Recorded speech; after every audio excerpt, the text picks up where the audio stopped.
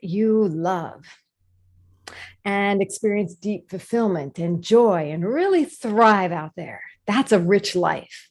We're in luck. You're in luck today because we have three experts who are going to share how to build that foundation for healing and an authentic life that gives you all those that juiciness in life. So let's go say hi to our experts today. Hi, Sharon.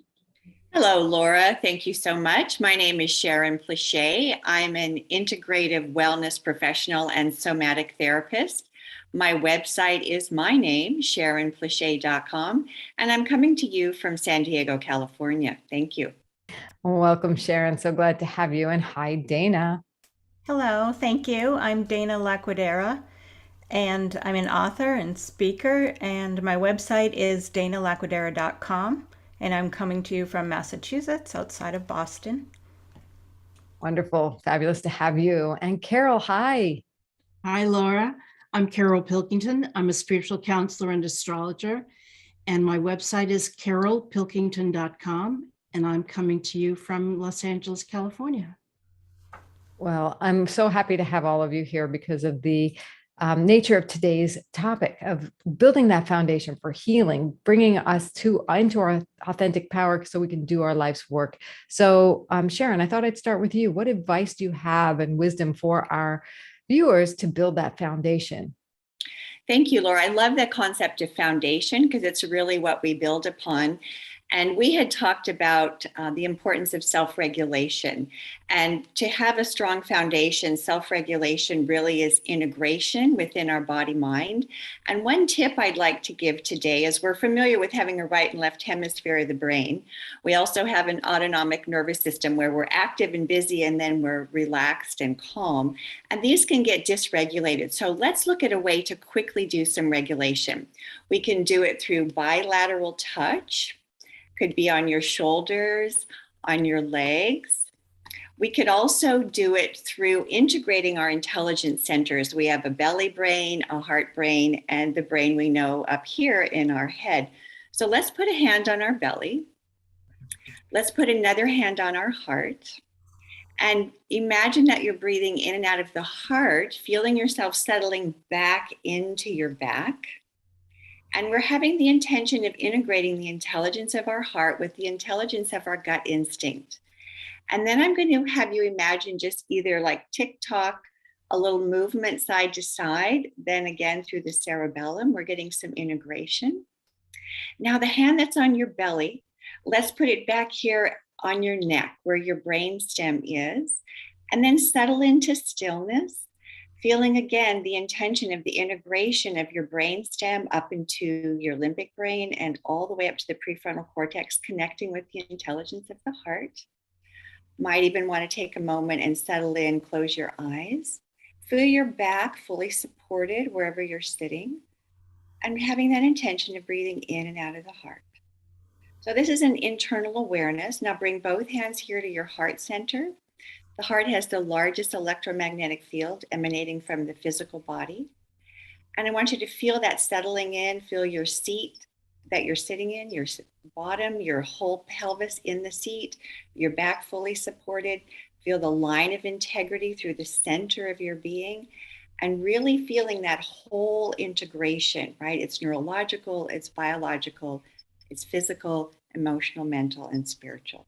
So explore integrating these three intelligence centers: belly brain, heart center, and your brain. Thank you. Oh, thank you. I already feel a whole transformation just walking through that with you to, start from, right? You said foundation is where we have to start. So thank you for setting that tone for us and letting us to get there in our bodies physically. So Dana, I thought I'd go over to you next and ask you what advice do you have for our viewers to build that foundation to bring them to healing and authentic power?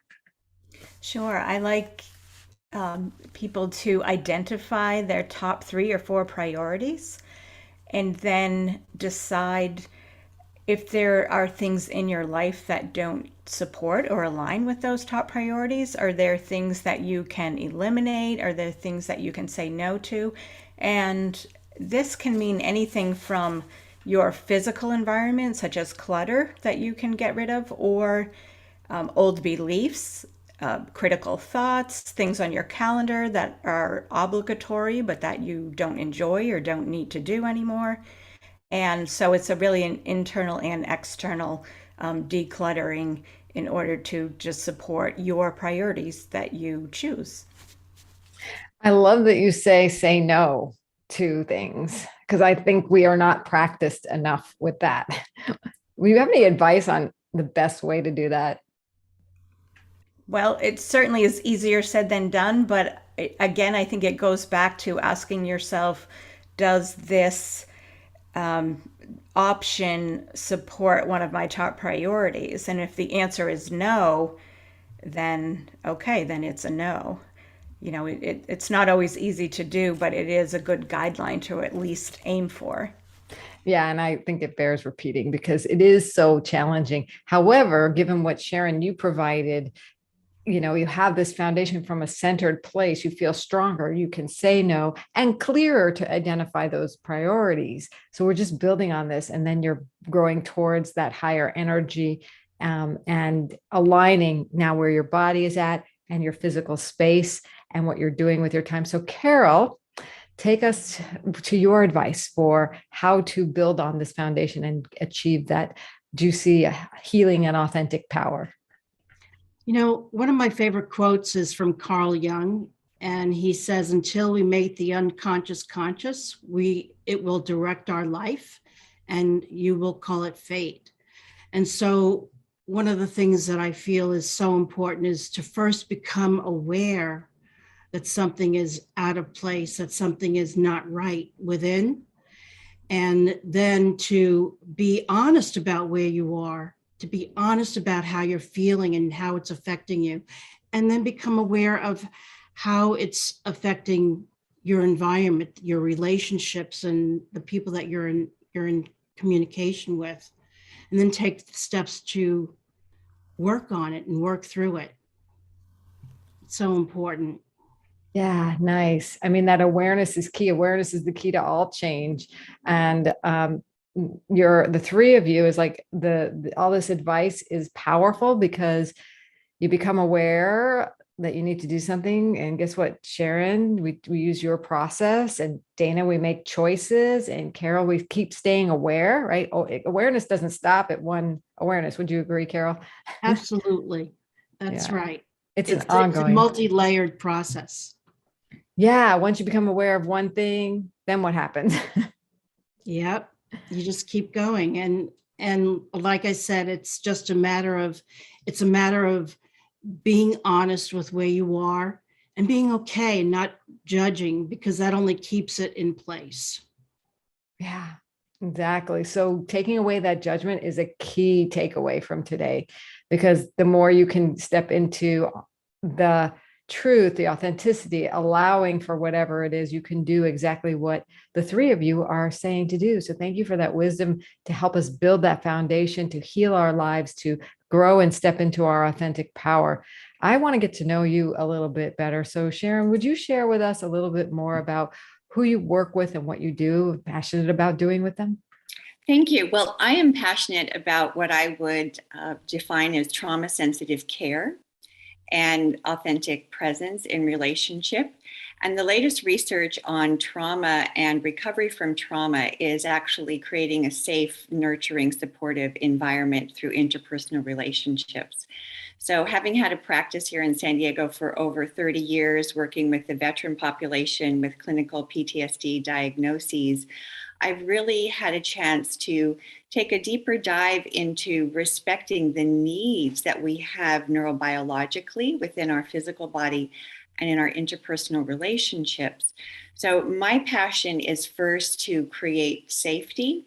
And in safety, there is the room for healing. It's hard to heal without safety. Even neurobiologically, without safety, our bodies don't heal well. And then the interpersonal relationship of belonging and really the sharing and caring, and it can show up in many ways. And then honoring the integrity, the humanity of each person. And these three foundational principles of safety, belonging, and integrity are fundamental as a foundation for our healing. And also it provides the space for us to truly express our authentic self.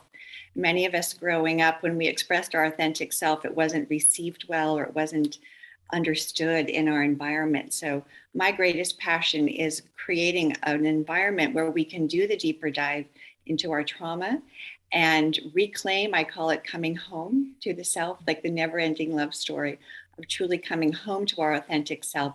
And from that, we can share our gifts with the world. And I do it through the embodied self. I love that. Do you have a story of how you help someone? Gosh, there's so many stories. One, I'm going to do one that's touching because we're coming up now to the 50th anniversary of Vietnam War. And I remember a Vietnam vet coming and working with me, and he told me that he really felt his own experience in society as sort of being refuse. He was thrown away. He was enlisted to go fight. It was trauma. It was bloodshed. It was violent. And then when he came home, there was no support, no welcoming. And he really felt like he was the discards of society. And when we had an opportunity to work together for several months, week after week, he really, first of all, felt safe. Then he felt like he belonged to humanity, that he belonged in a relationship where someone actually saw him. And then he started to experience his own value and integrity. And he brought me to tears because he actually said to me, I didn't think anyone cared. I didn't think I had any value. And here I am, you're mirroring back, you're reflecting back to me my own authentic human self. And that was the foundation that really escalated his healing. Yes. And it's an honor to be present with him. Wow. Yes. Thank you for that healing work. And how inspiring is that to make a difference in other people's lives? And I know it's the type of women we bring here to Women Speakers Association, people just like you.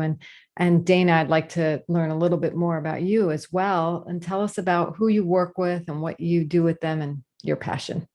Sure. I encourage parents, especially moms, to free up their space, mind, and heart. And I'm the author of The Uncluttered Mother, Free Up Your Space, Mind, and Heart. And in my writing and speaking about this, I inspire and encourage moms to, live their lives according to their own priorities, and also to manage the complexity of life. I mean, life is already complex, and then add on parenthood, and it can be yet more so.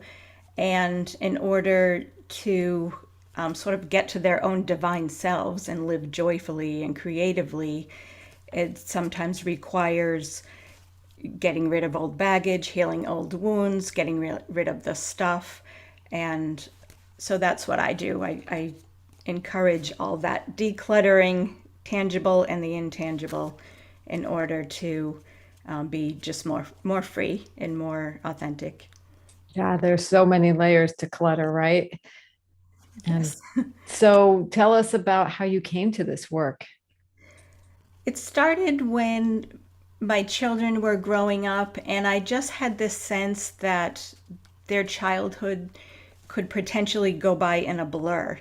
That it was just, parenthood is complex and life is complex, and that we could potentially be always just getting ready for the next thing, and time to do your homework and get ready for the next day. And I really wanted to be a present parent. I didn't want my energy to be scattered. I didn't want to be overwhelmed. It was deeply important to me to be emotionally present for my children. And I started to think of ways I could simplify my life, simplify our family life.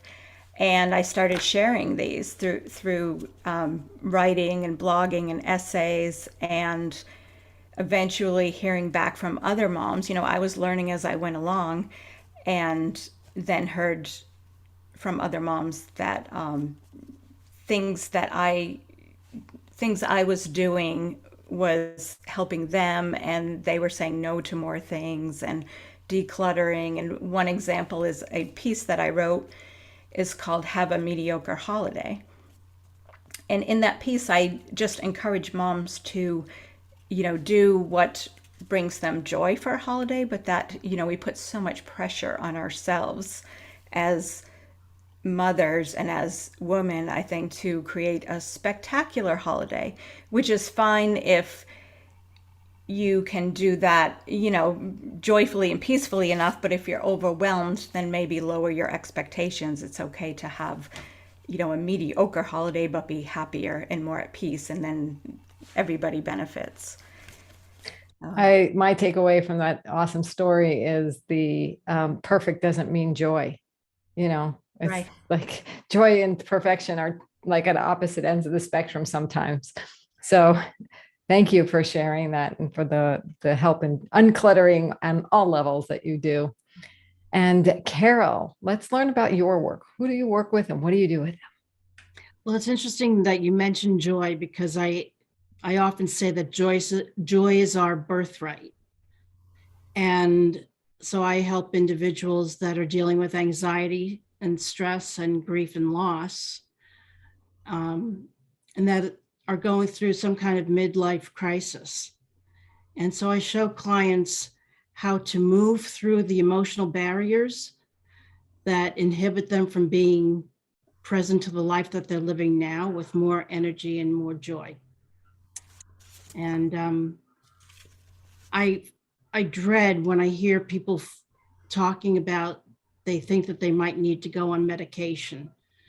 We live in a world where medication is so easily prescribed, and we don't come into this world with a human how-to manual. And so all of these different feelings, anxiety, stress, and grief and loss, are conditions of being human. And sometimes we just don't know how to navigate through those feelings and experiences. And that's what I help them do. We're put on this planet with billions of other people. We might as well help each other, right? Mm-hmm. So thank you for that help. So do you have a story of how you help someone? Yes. I had a client who is a high-level executive in a company, and all of a sudden the bottom fell out of his life. His ex-wife committed suicide. He had a huge responsible career, and that was lost. So when he was trying to go back into the world and work with another company, he felt like a fraud, and he couldn't perform. And so when we started working together, the first thing I told him was that it's not about being authentic to the outside world. It's about being authentic to who you are. And that means being open and honest about where you are and what you're feeling, and not lying about it to yourself. It doesn't matter about the outside world. Authenticity has everything to do with how we feel about ourselves and being honest about it. And when he began to do this work, the shame of not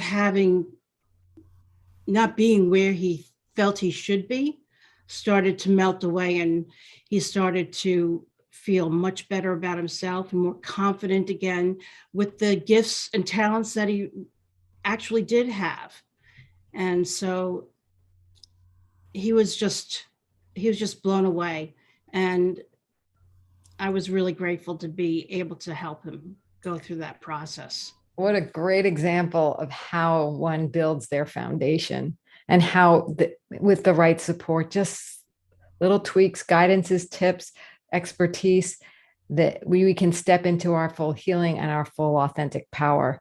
Thank you, all three of you ladies, for doing this heart work that's in your heart. And I want to know, because we bring, like I said earlier, incredible, extraordinary women together at the Women Speakers Association. I want to know what the value of this community is to you. And Sharon, maybe you can start. Come off mute. Thank you. Laura, Women's Speaker Association really touched my heart years ago when I saw it, because of the caliber of women. And what did they say? Whoever rocks the cradle rules the world. And bringing educated, passionate women together is wonderful.